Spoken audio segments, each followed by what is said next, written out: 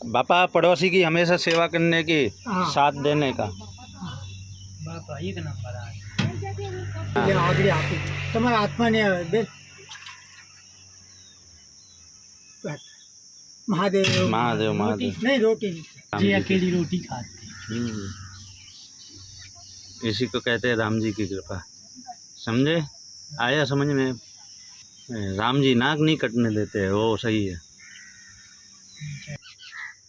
हाँ, आज की खिचड़ी कड़ी रोटी इसके नीचे ढक के रखी हमने। देखो।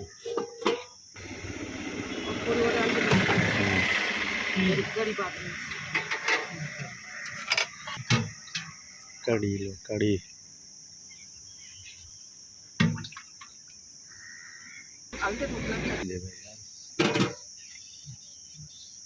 जय सोमनाथ।